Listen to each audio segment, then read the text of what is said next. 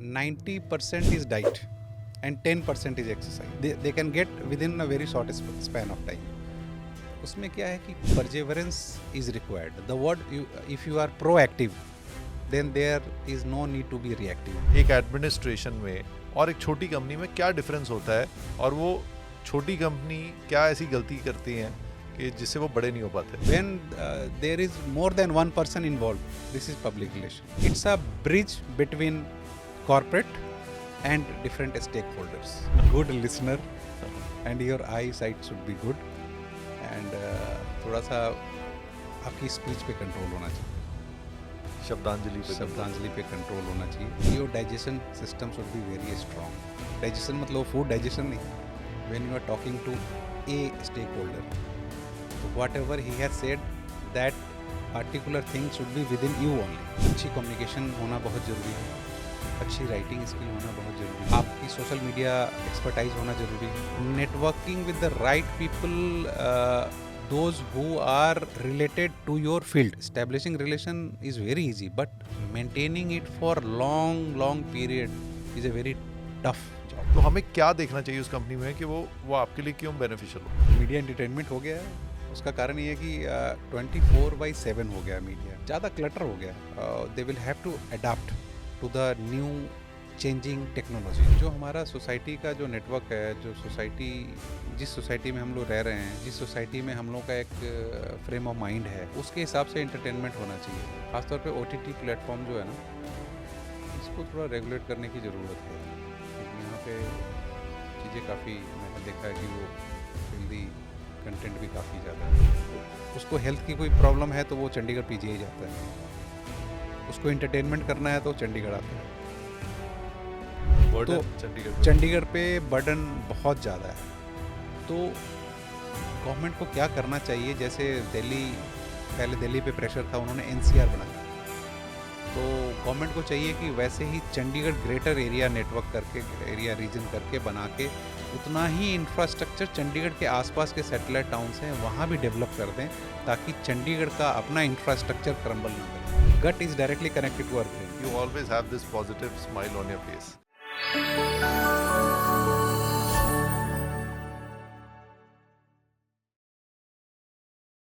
Dr. Rupesh, welcome to the Supreet Singh Show. Thank you Supreet ji for inviting me. Finally we have you here. मैं तो बहुत देर से चाह रहा था कि आपके साथ बात हो, क्योंकि जब भी मुलाकात होती है तो एक चीज़ में तो मुझे हर बार ना एक क्वेश्चन मार्क रहता है कि आप इतनी जगह कैसे प्रेजेंट हो जाते हो.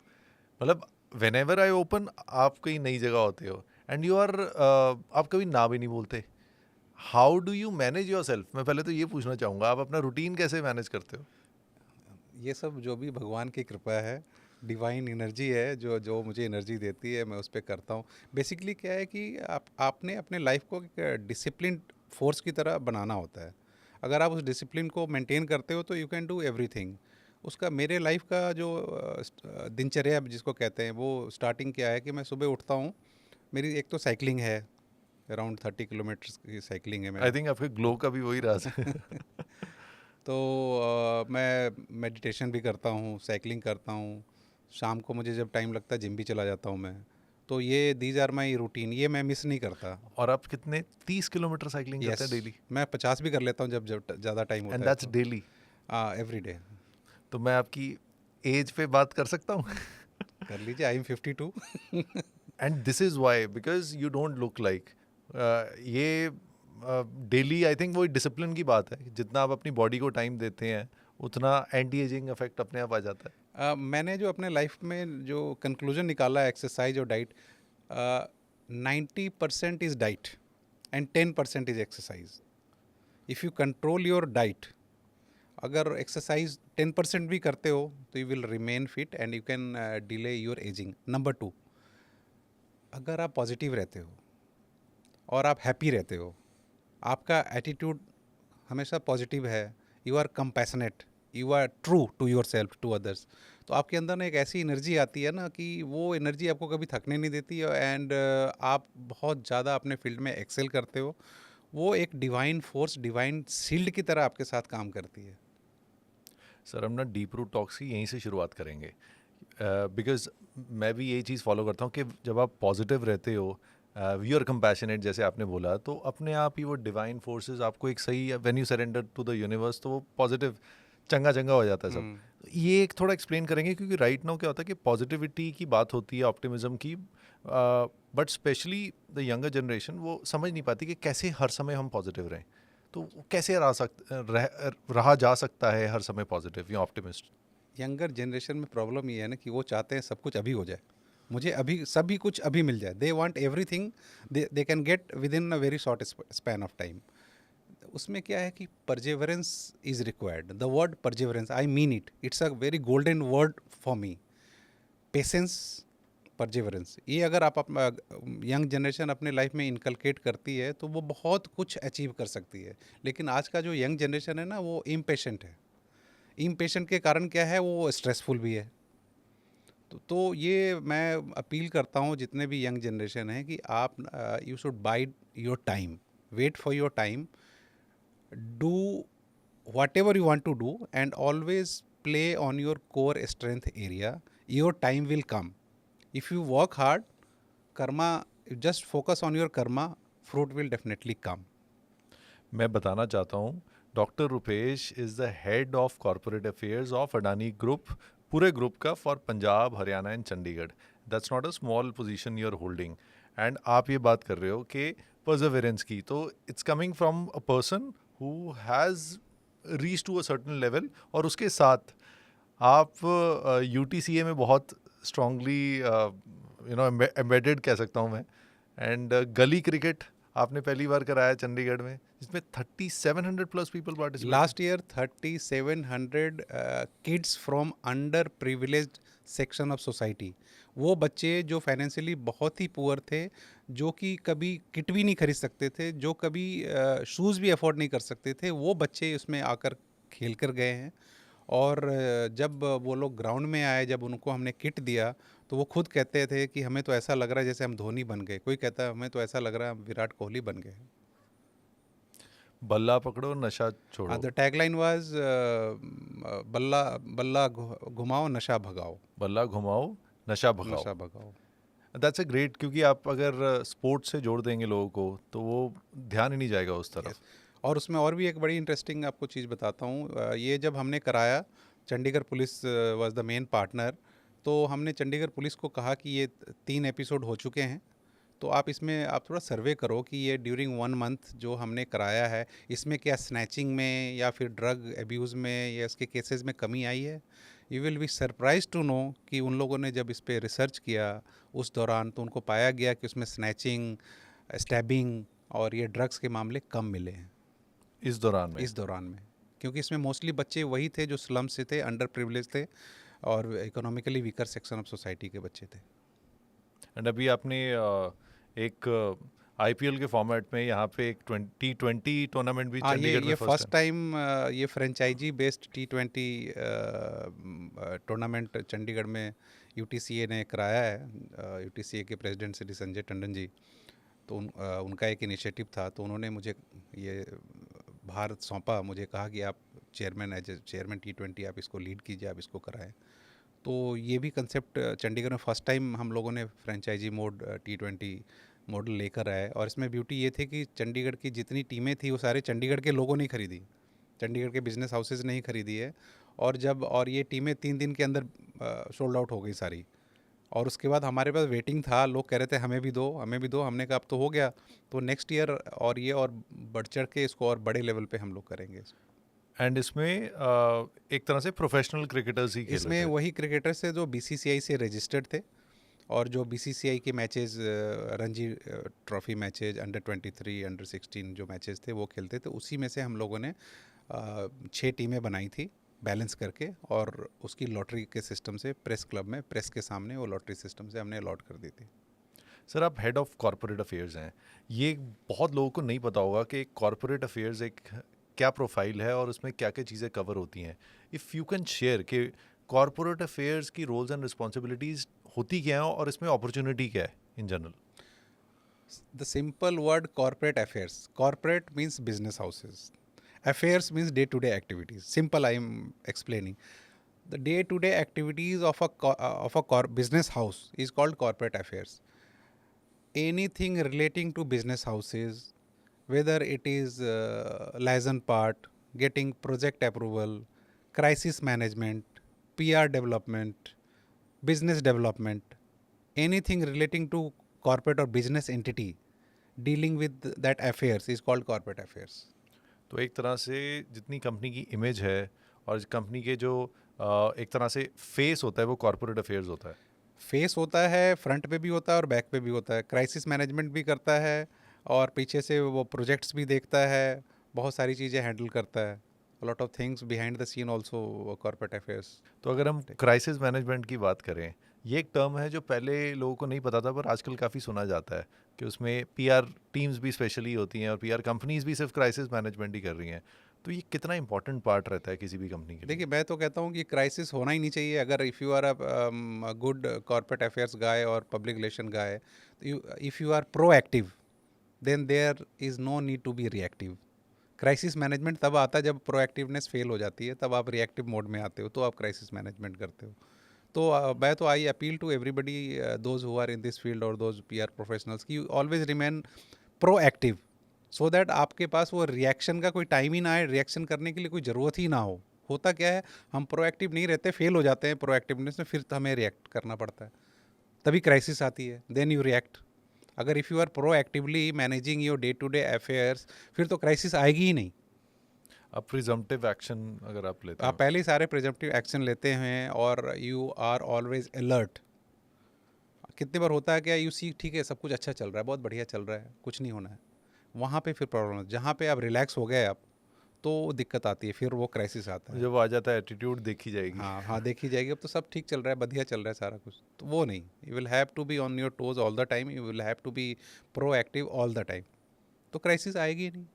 आपने जर्नलिज्म में मास्टर्स की है जेएनयू से, you have done that and मतलब उस समय की है और उस इंस्टीट्यूट से की है जहाँ पे बहुत डिफ़िकल्ट एडमिशन, एंड उसके बाद you have worked in Tribune, फिर आप चंडीगढ़ में चंडीगढ़ एडमिनिस्ट्रेशन के पब्लिक रिलेशन ऑफिसर भी रह चुके हैं, फिर कॉरपोरेट में भी आपने काम किया है इन मल्टीपल फील्ड्स, वॉलमार्ट में, एडीएजी अडानी अंबानी ग्रुप में भी, और फिर जियो में भी आपका बहुत बड़ा रोल रहा है जब जियो यहाँ पे रोल आउट हुआ था, and now you are head of corporate affairs for Adani group in this reason.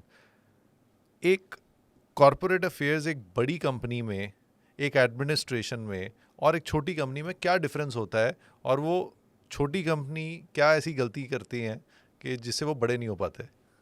छोटी कंपनी में सबसे बड़ी प्रॉब्लम ये होती है कि जो उसका हेड होता है ना, वो सारा कुछ खुद ही करता है। वो चाय की पर्चियाँ भी साइन कर रहा होता है, उसके बाद जनरल मैनेजर भी होते हैं, डायरेक्टर भी होते हैं, वो डेलीगेट नहीं करता पावर, वो सारा कुछ एमडी अपने पास ही रखता है पावर, इसलिए वो ज़्यादा बढ़ते नहीं हैं। और वो क्या करते हैं, ग्रूम नहीं करते हैं नीचे वालों को। ग्रूम तो तभी होंगे ना जब when you delegate power to your subordinates. FOMO में रहते हैं हाँ, वो बस रहते हैं, बस नहीं सारा कुछ मैं देखना है जी, मेरा कोई चाय ज़्यादा ना पी गया, मेरा ज़्यादा चाय के कप ना ज़्यादा एम्प्लॉय पी गया, इसलिए ग्रो नहीं करते। माइक्रो मैनेजमेंट में माइक्रो मैनेजमेंट में पड़ जाते हैं। मैंने ये देखा है नॉर्थ इंडियन बिजनेस हाउसेज, और मैं उधर गुजरात के बिजनेसमैन देखे हैं, महाराष्ट्र मुंबई के देखे हैं, उनमें डिफरेंस ये, they delegate power, they groom their employees. तो वो when you groom them then they can become big leader. तो ये एक तो as a leader you will have to take care of these things also. If you want good leader, if you want to grow your company, then it's not only MD, it's the whole team. Whole team कैसे होगा, when you give them power, when you give them exposure, when you delegate power. ये differences मैंने यहाँ देखे हैं north Indian companies में और दूसरे गुजराती कंपनीज और मराठी महाराष्ट्र की कंपनीज, बड़ी कंपनीज में। तो ये अभी भी ऐसे ही है या कुछ फ़र्क आ रहा है नई जनरेशन के साथ? जो नया जनरेशन आ रहा है, जो पढ़ लिख के आ रहा है, जो फॉरेन गया, पढ़ के आया, अच्छे इंस्टीट्यूट से पढ़ के आया, वो now they are into it. लेकिन जो पहले पुराने वाले होते थे ऑर्थोडॉक्स टाइप बिजनेस हाउस, वो तो कहते हैं हमने सब साइन करना है, खुद ही करना है जी, सब कुछ में घुस जाते थे। Micro management no, if you are doing business you will have to think on larger level. When you are MD, आपको स्ट्रेटजी मेकिंग पे सोचना चाहिए, आपको बड़े प्लानिंग पे सोचना चाहिए। आप ये नहीं कि छोटी छोटी चीज़ों में घुस रहे हो, तो फिर आपकी कंपनी नहीं ग्रो कर सकती। वो ऐसा क्या थॉट प्रोसेस होता है छोटी कंपनियों का कि जिस वजह से वो वहाँ से निकल ही नहीं पाते बाहर और डेलीगेशन में जा नहीं पाते वो? एक तो उनकी प्रॉपर, मैंने देखा मोस्टली छोटी कंपनीज में जो लोग होते हैं वो पुराने ख्याल के लोग हैं, ज़्यादा एक्सपोजर नहीं है, ज़्यादा एजुकेशन का एक्सपोजर नहीं है, अच्छे इंस्टीट्यूट से पढ़े लिखे नहीं हैं। तो और वो ऑर्थोडॉक्स होने का कारण भी ये है कि वो जीरो से उठे होते हैं, तो उनको डर भी होता है कि कहीं पे ज़्यादा कुछ करूँगा कहीं मैं गिर ना जाऊँ, उठना, ये भी होता है। रिस्क टेकिंग भी थोड़ा सा कई जगह पे कुछ लोग हैं जो नीचे से उठे, they are great risk taker, लेकिन मोस्टली बहुत सारे हैं जो कंजर्वेटिव हैं। तो उससे अगर किसी को बाहर निकलना हो, अगर फॉर एग्जांपल कि जो आप बात बता रहे हैं बिल्कुल सही बात है कि वो जो डर होता है, fear of losing what you have created, और जिस चक्कर में हम अपनी ग्रोथ को खुद रोक लेते हैं, तो अगर अगर एक आपकी तरफ से गुरु मंत्र हो उनके लिए कि वो कैसे किया जाए, वो लोग कैसे कर सकें उसे, वो एक स्मॉल छोटी छोटी हैबिट डालने के लिए? वो तो पहले तो जो अपने पास जो कंसंट्रेट करके पावर, सेंट्रलाइजेशन ऑफ पावर रखा हुआ, उसको डिसेंट्रलाइज करें। ओके। अपने अपने जो सबॉर्डिनेट्स हैं, जो उनकी टीम है, उनको पावर दें, डेलीगेट करें। वो गिव देम टास्क, उनको बोले कि मैं आपकी रिव्यू करूंगा आफ्टर 6 मंथ्स और 1 ईयर। Give them independence. आप उनको दे देते हो, फिर हर दूसरे ने पूछते हो की होया जी, की कितना, वो नहीं होना चाहिए। उनको करने दो ना, गिव देम टाइम। चलो ठीक है, after 6 month I will ask, I have given you 1 rupee, now after 6 month I will ask, you have made this 1 rupee converted to 2 rupees और you have made it 50 paisa. जैसे VCs भी हैं वो कितने साल देते हैं। यस यस, तो you will have to yes, yes. Independence दो ना। कर रहे हैं तो उसमें इंटरफेरेंस नहीं होनी चाहिए। वो इंटरफेरेंस करने लगते हैं बीच में। They are professionals, let them run the show. That's right. एक शब्द है सर, पीआर, जिसमें आप मतलब नेक्स्ट लेवल माहिर हैं तो पब्लिक रिलेशंस क्या चीज़ है सर, अगर एक लेमन लैंग्वेज में भी और एक प्रोफेशनल लैंग्वेज में भी इसको अगर एक्सप्लेन किया जाए, और ये कितना इंपॉर्टेंट एक ऑर्गेनाइजेशन के लिए होता है या फिर किसी इंडिविजुअल के लिए होता है? देखिए, the word public relation is itself is an explanation. Public relation, हम लोग यहाँ पे बैठे हैं, दे आर पब्लिक। हमारे रिलेशंस कैसे हैं इनके साथ, दैट इज़ पब्लिक रिलेशन। मैं, आप बैठे हैं, हम लोग आपस में बात कर रहे हैं, you are my public. How I behave with you, how I tackle you, that is the relation. Public relation सिर्फ कॉर्पोरेट्स के लिए नहीं होता, घर में भी पब्लिक रिलेशन होता है। You have wife, you have kids, you have parents. How you interact with them, how you communicate with them, how you maintain your relation with your people who are residing with you in your house. तो it is similarly with the corporate sector also. Public relations सभी जगह है। How you interact with your PN, how you interact with your driver, how you interact with your banker. तो ये relation सिर्फ corporate के लिए नहीं है, ये हर जगह पे पब्लिक रिलेशन है। जहाँ भी आप जा रहे हो, when there is more than one person involve, this is public relation. We will have to have a relation. Public relation corporate sector में भी कहते हैं, जैसे कहते हैं, it's a bridge between corporate and different stakeholders. Public relation is a bridge which Between- connects the business houses with its different stakeholders. Stakeholders can be external, stakeholders can be internal. Internal में आपके employees हो गए, share holders हो गए। External में आपकी police हो गई, आपके क्लाइंट्स हो गए, तो वेंडर्स हो गए। वेंडर्स हो गए। तो वो इंटरनल एक्सटर्नल के साथ जो आपका एक ब्रिज क्रिएट करती है, वो पब्लिक रिलेशन करती है। अब पीआर में sir what are the biggest don'ts जो नहीं करने चाहिए?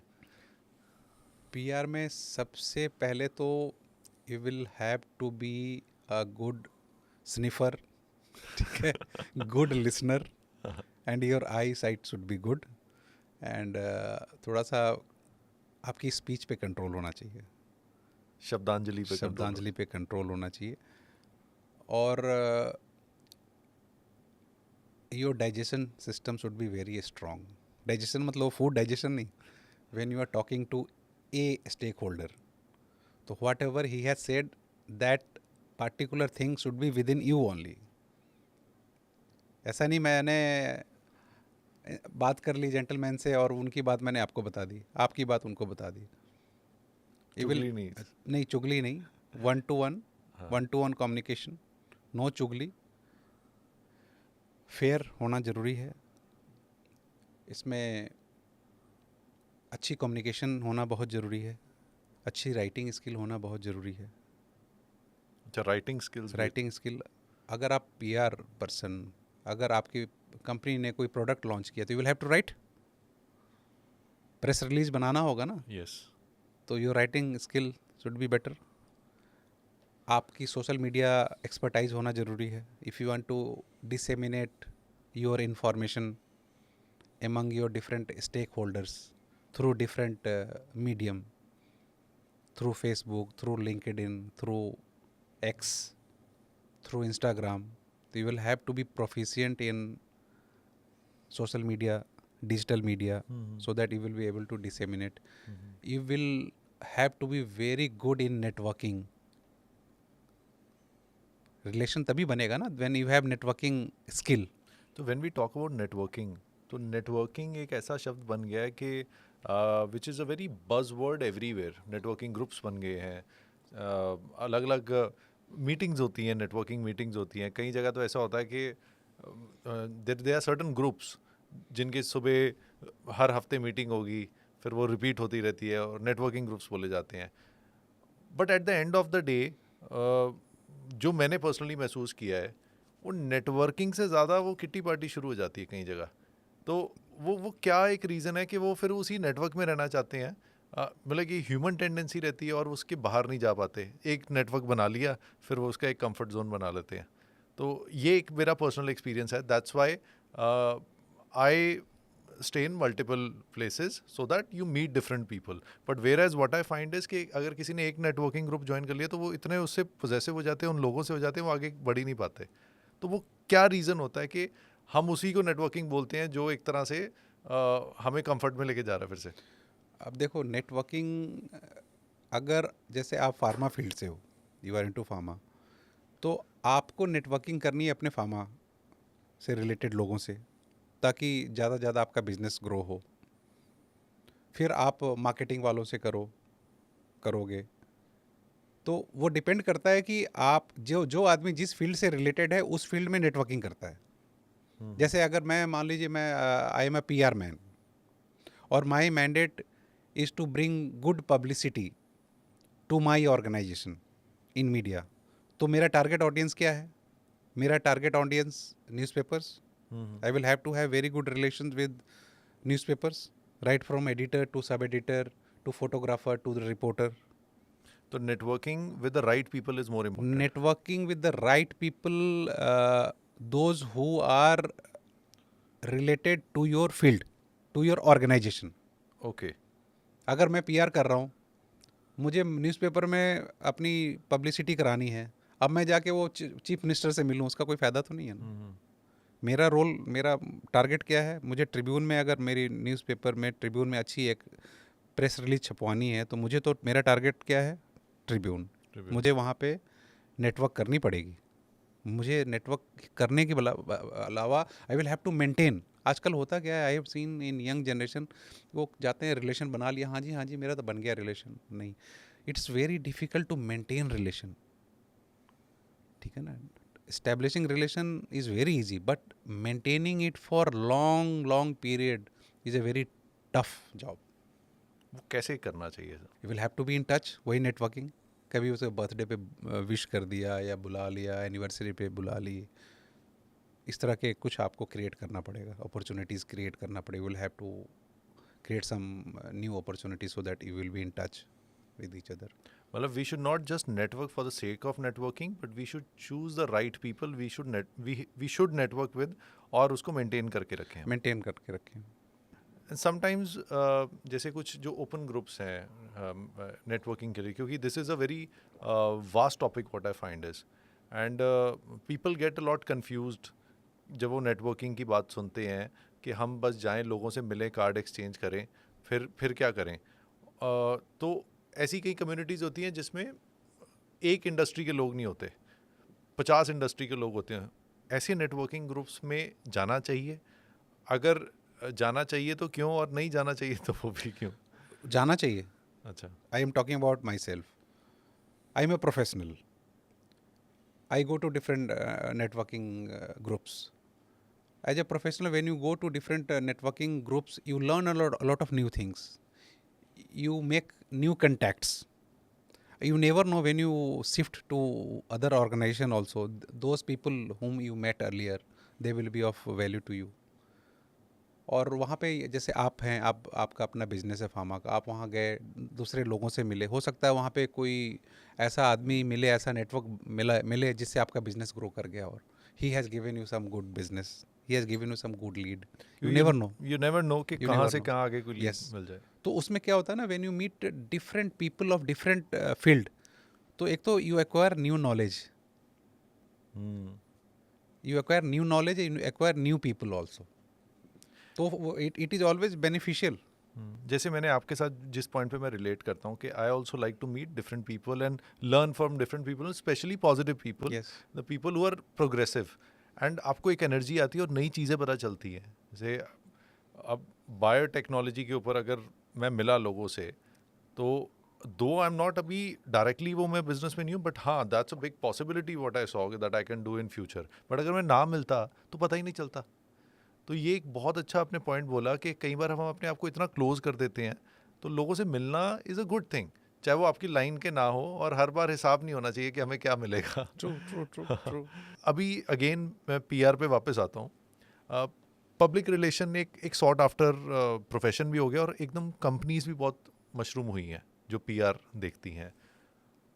ऐसी क्या चीज़ है वो जो कंपनीज पीआर में करना चाहिए और नहीं कर रही, और जिससे कंपनियों का फ़ायदे की जगह नुकसान भी होता हो, जो उनकी फैसिलिटीज़ अवेल कर रही हो, और ऐसा एज अ पीआर कंपनी क्या करना चाहिए, और अगर हमें पीआर ढूंढनी है, मैं 3-4 क्वेश्चन इकट्ठे कर दिए, तो हमें क्या देखना चाहिए उस कंपनी में कि वो आपके लिए क्यों बेनिफिशियल हो. देखिए, आज का जो मॉडर्न एज है ना, it's very fast moving age, और इन्फॉर्मेशन भी बहुत फास्ट मूव करती है, मिस इन्फॉर्मेशन भी बहुत फास्ट मूव करती है.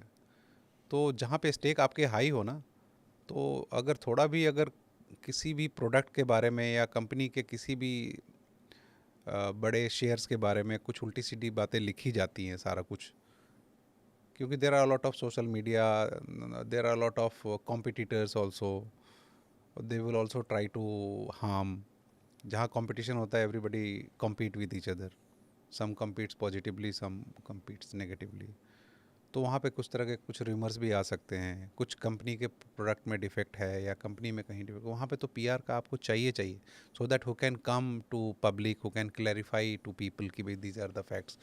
क्राइसिस होता है उसमें, तो पब्लिक पूछती है, मीडिया पूछती है कि भी वी नीड क्लैरिफिकेशन समथिंग, तो you will need to have that, company will need to have a PR, complete PR setup ready with all material, all everything. But we should not wait for something to happen, but वो पहले से ही होना पहले से भी होना चाहिए. अगर वो कितने बार ऐसा होता है कि फोर्स मेजर है, कुछ हो गया जिसमें that is not under your control, तो वहाँ पे पीआर का इंपॉर्टेंट रोल है. PR professional will come in front जब ऑफ कोविड भी मीडिया, आया था कुछ भी जैसे. हुआ in front of media, because PR professionals are trained professionals. CEOs are not trained PR professionals. They are not trained spokespersons. PR professionals are. तो वहाँ पे पीआर का बहुत इंपॉर्टेंट रोल होता है. अगर पीआर फियास्को हो गया तो बहुत प्रॉब्लम होती है. बहुत कंपनी आप देखो कि फियास्को के कारण ख़त्म हो चुकी. तो और पीआर एक ऐसा होता है, अगर कोई फियास्को हो भी गया तो पीआर इज दिया, तो it will manage the things. Sir कभी कोई ऐसी कंपनी देखी है कि जो बहुत बुरे हालात में जा रही हो, बट पीआर ने उसको बचा लिया हो? बहुत सारी चीज़ें होती हैं, बहुत सारी कंपनी है. अभी हिंडनबर्ग का देखो आप episode, I will not talk much. You see, जी, दे ट्राइड देयर बेस्ट, लेकिन as PR professionals, our PR professionals, they came forward, they gave clarity, they gave the right picture to public, came back, share भी वापस ऊपर आ गए. तो it's very important. You can't, if you are a big conglomerate, you need to have a big PR setup. अगर आप छोटे भी हो तो अगर PR रखते हो तो that will be beneficial. छोटी कंपनी सोचती है क्या करना, PR मैं ही कर लूँगा, मेरा HR वाला कर लेगा, एडमिन वाला कर लेगा, लेकिन उसमें PR स्किल नहीं होता. PR स्किल तो इट्स टोटली डिफरेंट स्किल. ये इतने जो प्रोफेशंस बने वो एक वजह से बने हैं, और आई थिंक वो हमें एक्नॉलेज करना चाहिए. वो वन मैन आर्मी नहीं बनना चाहिए. नहीं बनना चाहिए. वो नहीं कर पाएगा ना. One man army, he can't justify his work. लेकिन वो कॉस्ट सेविंग के चक्कर में कुछ कंपनीज कर लेती हैं, मल्टीफेरेस बना दिया कि तुम एडमिन भी देखो, पीआर भी देखो, एचआर भी देखो. कई जगह होते हैं. ऐसी भी कंपनी देखते हो सर कि जो पीआर पे खर्चा करी जा रहे हैं बट उनका अंदर से कुछ ना प्रोडक्ट अच्छा है ना टीम अच्छी है और वो सिर्फ वेस्ट हो रहा है. ऐसे भी कुछ देखे हैं, कई बार एक्सपीरियंसेस किए हैं. प्रोडक्ट तो अच्छा होना ही चाहिए ना. प्रोडक्ट तो अच्छा होना ही चाहिए, तभी प्रोडक्ट बिकेगा ना. तो खराब प्रोडक्ट की भी अच्छी पीआर हो बिक जाता है.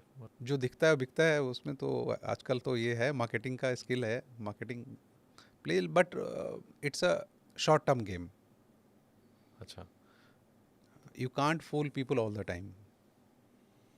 आपने एक बार पीआर फंक्शन कर लिया, मार्केटिंग एक्सपेंडिचर कर लिया उस प्रोडक्ट पे, लेकिन जब एंड यूज़र के पास जाता है, अगर वो प्रोडक्ट अच्छा नहीं, second time that user will not come to you. Your product हाँ जी. शुड बी स्ट्रॉन्ग इनफ, तभी वो पीआर आगे लॉन्ग टर्म प्ले कर पाएगा. शॉर्ट टर्म में तो आप कर लोगे, long term you can't survive. आप चंडीगढ़ में शुरू से चंडीगढ़ रहे हैं और 2000 में आई थिंक आप चंडीगढ़ एडमिनिस्ट्रेशन के पब्लिक रिलेशन ऑफिसर भी नियुक्त हुए थे. वो एक्सपीरियंस कैसा था? वो बहुत अच्छा एक्सपीरियंस था. गवर्नमेंट में मैंने बहुत कुछ सीखा, because that was the platform. Because I was budding PR, pass out from Indian Institute of Mass Communication. That was my small platform, but I learnt a lot of things, and that job had given me a great exposure. Government का exposure बहुत बड़ा था. उसमें मेरे contacts बहुत अच्छे बने. PR में रहने के कारण, गवर्नमेंट में रहने के कारण, मीडिया के साथ कंटैक्ट्स अच्छे बने, डिफरेंट ग्रुप्स के साथ अच्छा बना. तो it played very important role in my career growth. What was that highlight, वो जो आई थिंक आपने 6 साल उसमें निकाले? वहाँ काफ़ी कुछ सीखा हमने. वो भी देखा टाइम कि वो फोटोग्राफर हमारा फ़ोटो खींच कर लाता था, फिर वहाँ पे उसको मैनुअली हम लोग डेवलप करते थे, फिर लिफाफे में डाल के सारे न्यूज़पेपर हाउसेस में डिलीवर होता था. प्रेस नोट टाइप होकर वो भी डिलीवर होता था. उस समय इंटरनेट ये सब बहुत ही ना के बराबर था. तो हमने वो कंप्यूटर ये सब भी हमारे टाइम पे ही सेटअप हुआ, आने स्टार्ट हुए थे. तो वो भी देखा, उसके बाद इंटरनेट का भी फेज़ देखा. तो दोनों फेज़ देखा हमने. तो उस समय के और आज के पीआर में क्या डिफरेंस है और कितना बड़ा डिफरेंस है? बहुत डिफरेंस है. आज तो पीआर इज इंस्टेंट. आज social media, digital media, it's instant. If any incident happening, वो it is coming on digital platform quickly. पहले वो सोशल मीडिया सब नहीं था, डिजिटल मीडिया नहीं था. वो न्यूज़पेपर में जाएगा, सुबह न्यूज़पेपर आएगा, फिर आप पढ़ोगे. तो उसका भी एक मज़ा था. People used to wait for newspapers. अब कोई वेट करता नहीं है, वो न्यूज़ आ जाती है देन एंड देयर. तो न्यूज़ स्टेल भी हो जाती है विद इन सेकेंड्स. तो आपको लगता है सर कि newspapers are going to stay या फेज आउट हो जाएंगे? न्यूज़पेपर्स फेज आउट तो नहीं होंगे, they will remain there. But ये है कि they will have to change a lot. They will have to. अब तो they will have to, now I have seen newspapers, they have changed themselves into digital platform also. तो social media पे भी वो लोग काफ़ी एक्टिव हो गए. डिजिटल प्लेटफॉर्म उनका काफ़ी स्ट्रॉन्ग हो गया है, तो वो डिजिटल पे आ गए हैं, तो वो सर्वाइव कर रहे हैं. ख़त्म नहीं होगा. मतलब वो डिजिटल पे सारा चले जाएगा और डिजिटल पे जाएगा. और न्यूज़पेपर में ना कितने बार क्या होता है कि सोशल मीडिया पे जो न्यूज़ आती है, यू कांट ट्रस्ट इट 100%. जी. और वो न्यूज़पेपर में जो छप गया ना, तो it has a trust. Editor की छाप चाहिए. हाँ, उस पर चाहिए, जो लिखा है वो उसका एक ट्रस्ट है. सोशल मीडिया में 100 चीज़ें घूमती रहती हैं, यू कांट ट्रस्ट एवरीथिंग. तो वो रहेगा कि उसकी ट्रस्ट वर्दीनेस तो है.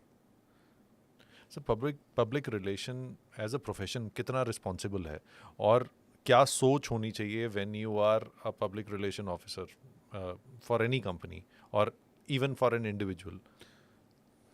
When you are a public relation officer of any company, first of all, companies, shareholders, promoters, products should be the top priority of public relation officer.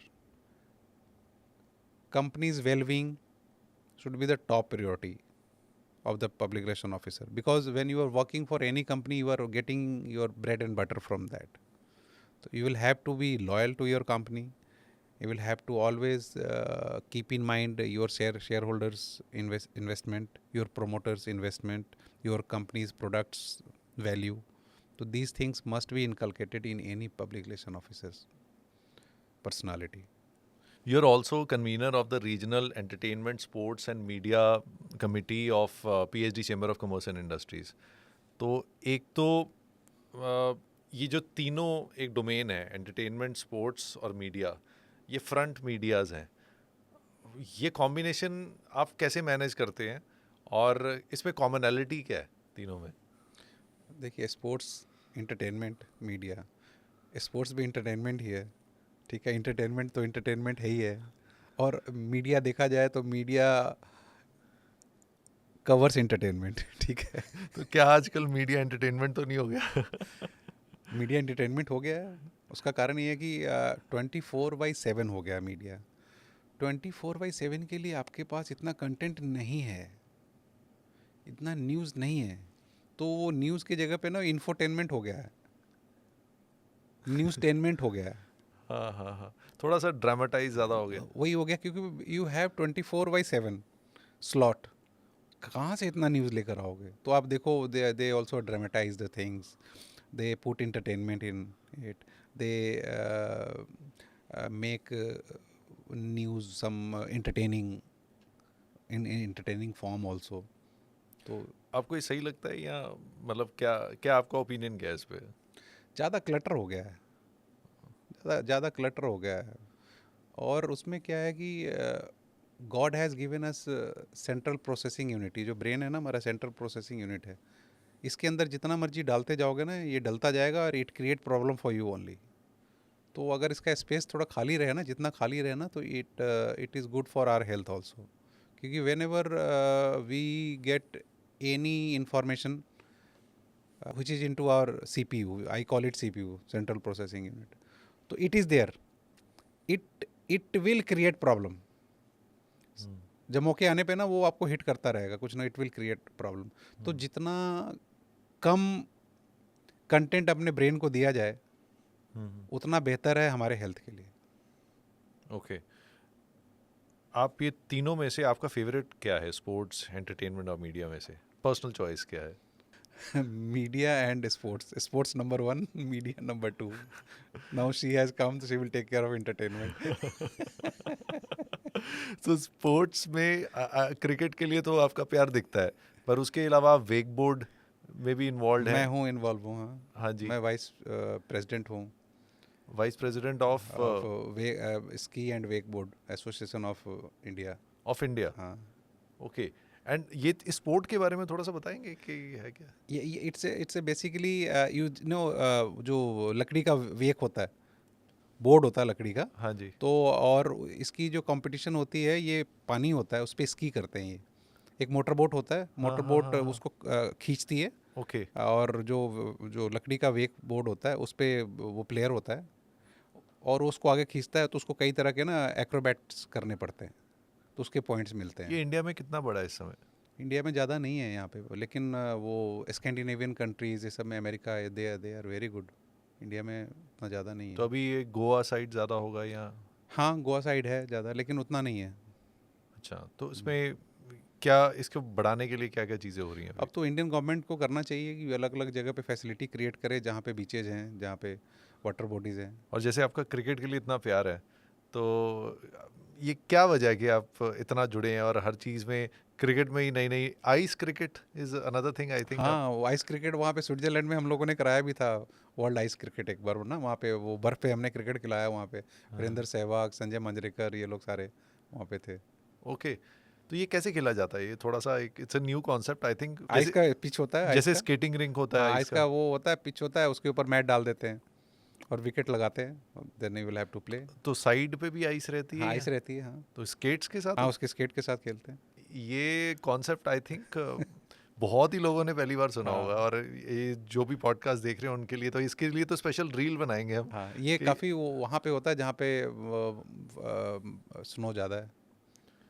अच्छा, तो ये एक तरह से उन कंट्रीज जहाँ पे क्रिकेट इतना फेमस नहीं है उनको एंगेज करने के लिए मैं बीच गेम्स का भी हूँ, वाइस चेयरमैन हूँ। Beach games. बीच गेम्स, तो बीच गेम्स में जैसे वॉलीबॉल होता है। बीच पे क्रिकेट भी होता है, वॉलीबॉल भी होता है, you name it, every game is there. बस इंडिया गवर्नमेंट थोड़ा पॉपुलराइज नहीं करती, अदरवाइज फॉरेन में तो ये बहुत ज़्यादा पॉपुलर है। तो इससे क्या टूरिज्म बढ़ेगा? हाँ, टूरिज्म बढ़ेगा। चाहिए स्टेट गवर्नमेंट्स को भी चाहिए कि अपने अपने, चलो जहाँ पे इधर बीचेज नहीं है लेकिन यहाँ पे इनके रिवर्स हैं, डैम्स हैं, वहाँ पे उनको क्रिएट करना चाहिए। एंड अदर आपने बोला है सबसे पहला स्पोर्ट्स, फिर media. Media for obvious reasons, क्योंकि आप खुद जर्नलिस्ट हैं। एंड अब मीडिया में ही मैं थोड़ा सा सवाल आपसे पूछना चाहूँगा। इस समय इंडियन मीडिया के क्या हालात हैं, और ऐसा क्या चेंज इंडियन मीडिया में आना बहुत इंपॉर्टेंट है आपके हिसाब से इस समय, for the fourth pillar to keep standing, वो चौथा पिलर स्ट्रांग रहे, उसके लिए क्या करना चाहिए? बहुत सारी चीज़ें मैं नहीं बोल सकता, लेकिन देखिए मीडिया को बेसिकली चाहिए कि अभी जिस तरह का माहौल है, जिस तरह सिनेरियो चेंज हो रही हैं, they will have to adapt to the new changing technologies. अब डिजिटल मीडिया, अब काफ़ी ज़्यादा डिजिटल प्लेटफॉर्म पे सभी लोग जा रहे हैं। अभी भी मैंने देखा बहुत सारी मीडिया ऑर्गेनाइजेशन है वो डिजिटल पे नहीं है, इतना पॉपुलर नहीं है। तो एक तो उनको ना, अगर if they want to survive, they will have to adopt the changing technological developments which are happening all over the world. Like अगर तो एक दो एग्जांपल्स अगर आप। डिजिटल, बहुत सारे न्यूज़पेपर्स आप देखोगे कि वो प्रिंट पे हैं लेकिन डिजिटल नहीं है। ओके। वो डिजिटल पे है ही नहीं, सोशल मीडिया पे भी बहुत कम है। कई बड़े न्यूज़पेपर्स भी। हाँ, बहुत सारे। कुछ लोग थे कि सही टाइम पे वो लोग दे अडेप्टेड, तो they are in the system. You see a lot of newspapers have faded away, बंद हो गए, क्योंकि मीडिया का जो सोर्स है, सोर्स ऑफ रेवेन्यू एडवर्टीजमेंट है। तो एडवर्टीजमेंट तो वहीं मिलेगी ना जहाँ से ज़्यादा लोग पढ़ेंगे, आपकी सब्सक्राइबर बेस ज़्यादा होगा, व्यूअरशिप ज़्यादा होगा, वहाँ पढ़ेंगे। तो वो मीडिया को इसके लिए अपने आप को चेंजिंग टेक्नोलॉजिकल ट्रेंड्स जो भी हैं उनके साथ उनको मैच करना पड़ेगा, अदरवाइज़ पीछे रह जाएंगे। बंद हो गए बहुत सारे न्यूज़पेपर्स, बहुत सारे चैनल्स बंद हो गए। कंटेंट में क्या बदलाव आना चाहिए इस समय?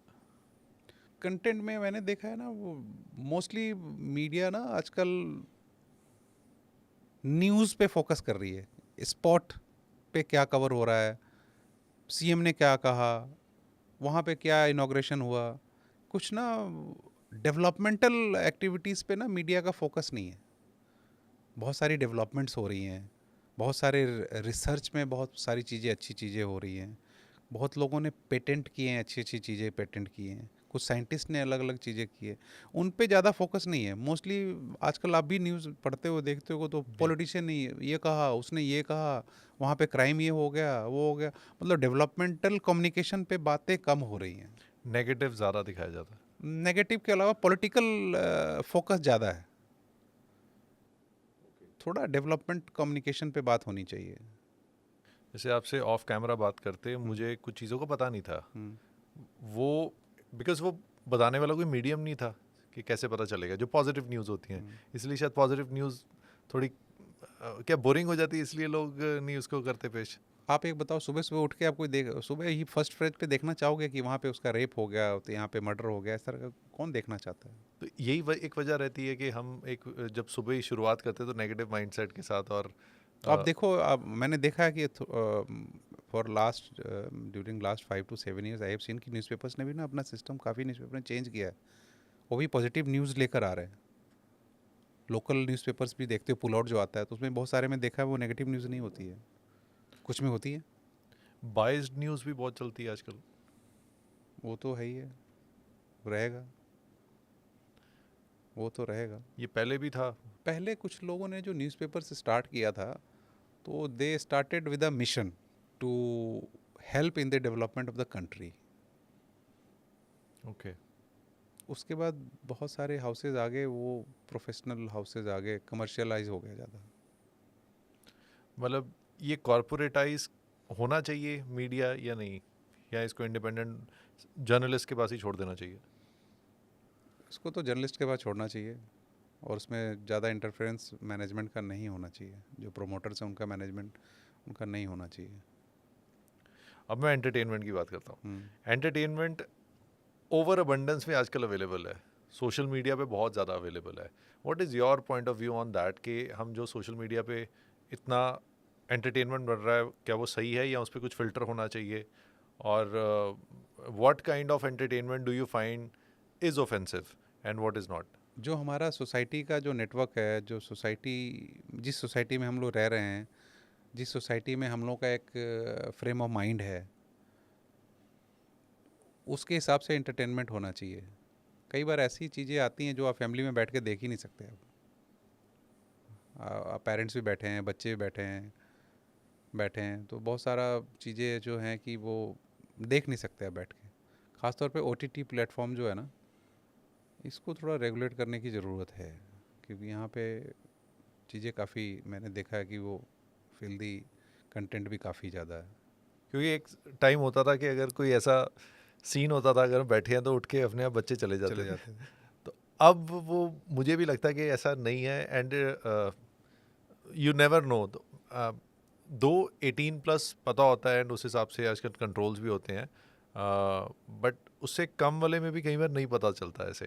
तो बट अगेन जैसे दूसरा साइड है कि फ्रीडम ऑफ एक्सप्रेशन की भी बात करते हैं कि अगर हमें वो कंटेंट वैसा दिखाना है तो फिर वो तो ऐसा तो दिखाना ही पड़ेगा कि तभी नेचुरल दिखेगा या तभी थोड़ा ड्रामेटाइज भी होगा।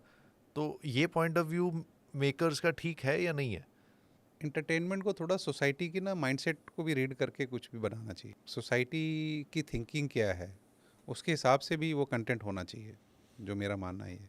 हर सोसाइटी अलग है, कोई एडवांस सोसाइटी है, वेस्टर्न कल्चर डिफरेंट है, ईस्टर्न कल्चर डिफरेंट है, हमारी थॉट प्रोसेस ईस्टर्न कंट्रीज़ की डिफरेंट है, वेस्टर्न कंट्रीज़ की थॉट प्रोसेस डिफरेंट है, उनकी अपब्रिंगिंग डिफरेंट है। जो हम यहाँ पे ओटीटी प्लेटफॉर्म फिल्दी कह रहे हैं उनके लिए नॉर्मल है, हो सकता है ये, क्योंकि वो उस तरह से उनकी अपब्रिंगिंग हुई है। हमारे लोगों की अपब्रिंगिंग उस तरह से नहीं हुई है, हम उसको पसंद नहीं करते। बेसिकली ये कंडीशनिंग ऑफ माइंड है ना, हमारी कैसी कंडीशनिंग ऑफ माइंड है जिस सोसाइटी में, तो उसका इम्पैक्ट पड़ता है। तो उसके हिसाब से कंटेंट होना चाहिए, ये मेरा मानना है। और सोशल मीडिया को कैसे देखते हैं? सोशल मीडिया का जो कंटेंट होता है या इंस्टाग्राम पे या और भी अब बहुत प्लेटफॉर्म्स हैं, हम स्क्रॉल करते हैं, रील्स आती हैं, हर तरह का कंटेंट है। तो उसमें आपके हिसाब से कौन सा कंटेंट है जो ज़्यादा होना चाहिए और कौन सा कंटेंट है जिस पे कंट्रोल होना चाहिए? कंटेंट पे तो आप क्या कंट्रोल करोगे, चलो it's a democratic platform, everybody is right. But मैं एआई पे ज़रूर कहना चाहता हूँ, आर्टिफिशियल इंटेलिजेंस पे, इस पे कंट्रोल होना बहुत ज़रूरी है। इट इज़ अगर नहीं कंट्रोल करेंगे, it will be very dangerous thing for जो deep our fake. Deep fake artificial intelligence पे। इस पे इसको it needs to be regulated, otherwise it will create havoc. आप कुछ भी देख लो, किसी का भी देख लो, आर्टिफिशियल इंटेलिजेंस से कुछ भी बना देते हैं, और एज इट इज़ वो लगता है, कोई फर्स्ट टाइम देखे बोले बिल्कुल करेक्ट है, आपकी वीडियो बना देंगे, मेरी वीडियो बना देंगे, और यू कांट डिफरेंशिएट। वो फॉरेंसिक जाएगा तभी पता चलेगा। उससे पहले तो जिसके बारे में कुछ लिखा बोला गया, कुछ गया, उसकी तो एक पब्लिक रेपुटेशन ख़राब हो गई ना। तो artificial intelligence is good thing, but it needs to be regulated. Cricket India में एक फीवर की तरह है, फेस्टिवल की तरह है।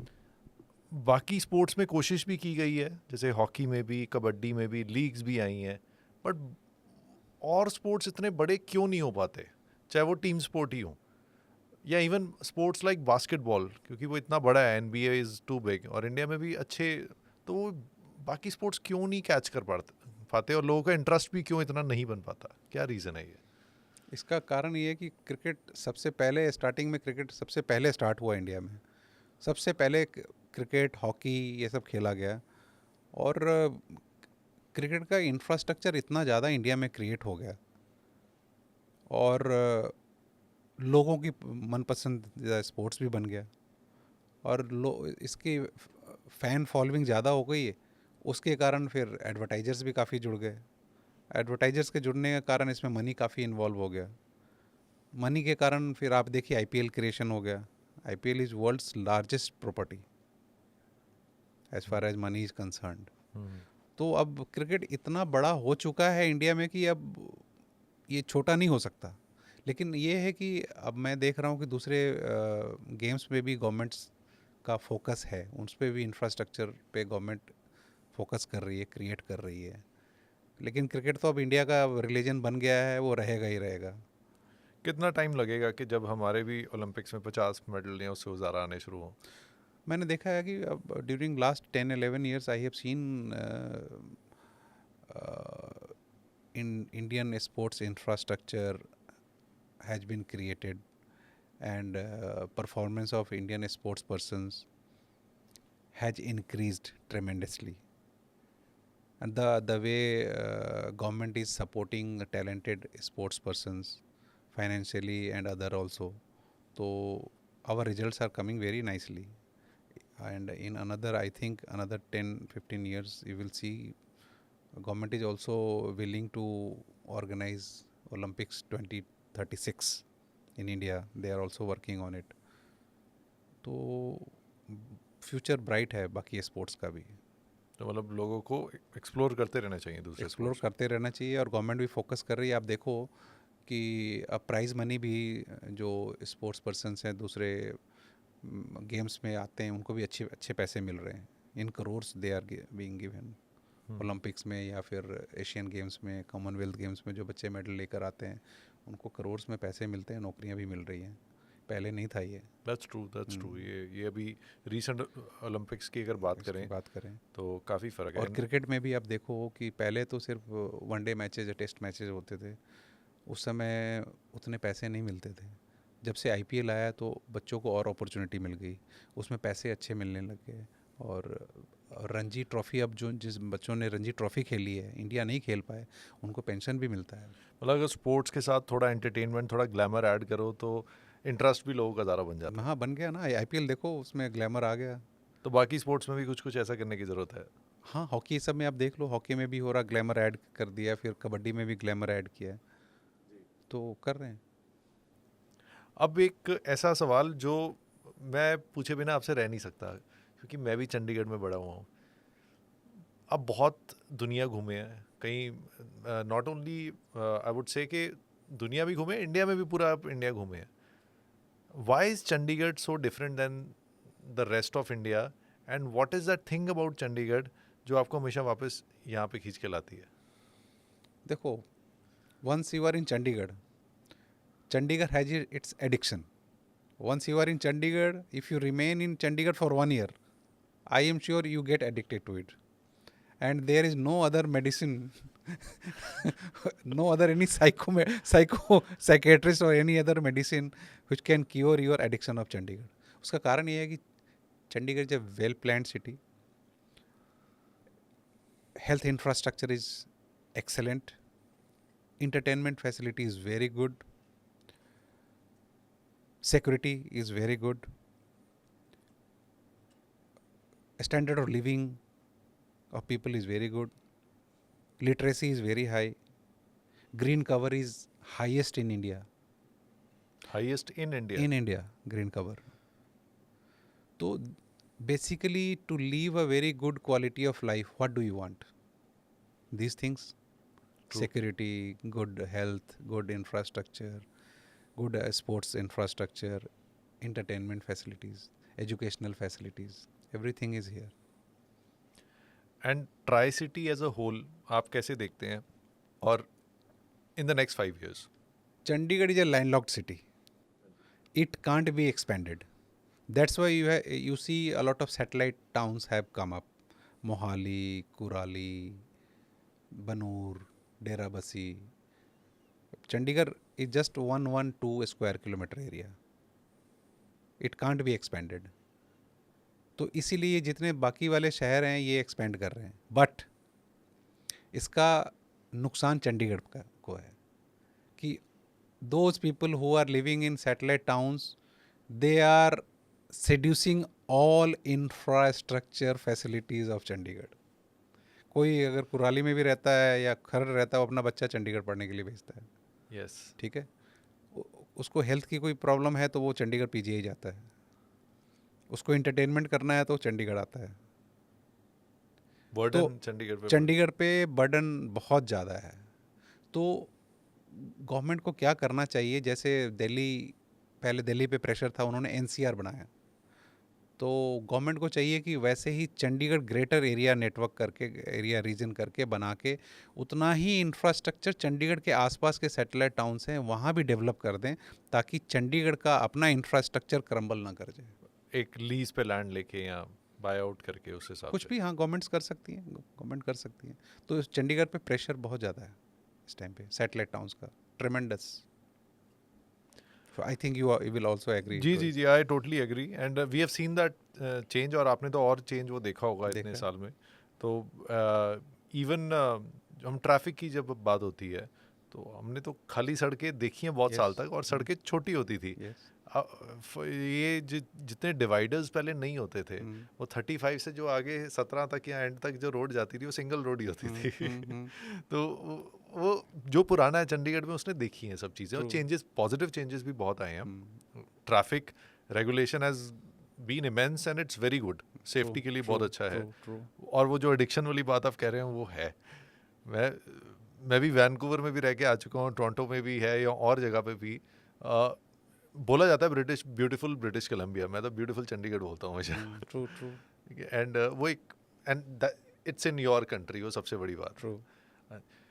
अब ये last but not the least, क्योंकि आपसे घंटों बात हो सकती है, बट मैं ये पॉइंट मिस नहीं करना चाहता, you are a very spiritual person as well.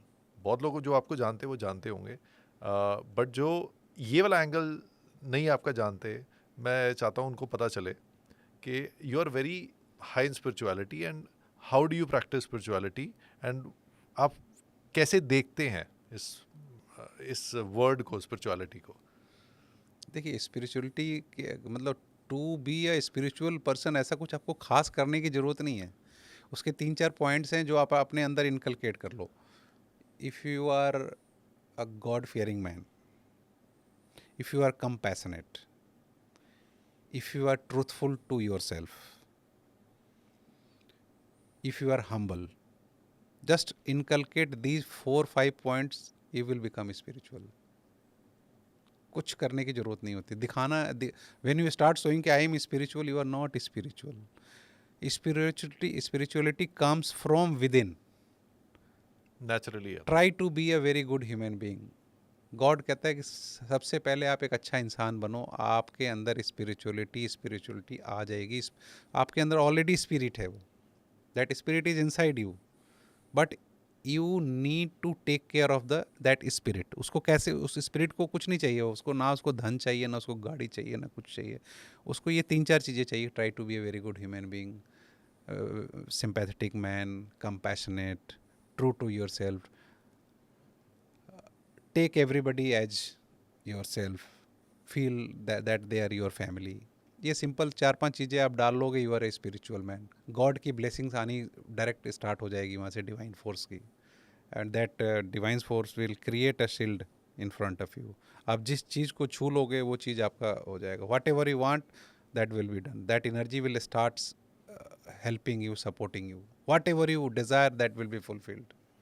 I think जो शब्द आजकल चल रहा है मैनिफेस्टेशन का, वो यही है कि व्हेन यू, आप जब नेचुरल, जब जुड़ जाते हो यूनिवर्स के साथ, और कंपैशन, जो बेसिक चीज़ें हैं, जो ह्यूमन वैल्यूज Yes. जिसे हम कहते हैं, जिसे कि अपनी स्पिरिट को एक्टिवेट कर लेते हैं, तो थिंग्स स्टार्ट हैपनिंग। एंड और दिखाना नहीं है। गॉड कहता है कि आप दिखाओ मत कि आई एम स्पिरिचुअल मैन। फिर उसमें घमंड आ गया। वो प्राइड नहीं दिखाना कि I am a spiritual man, मैं नहीं। वो कहता है मैं नहीं, we, we not I, we. When you start using we, when we start using we, it means everybody, we all are one. अपने आप आ जाएगा, उसकी ब्लेसिंग्स आने लगेगी।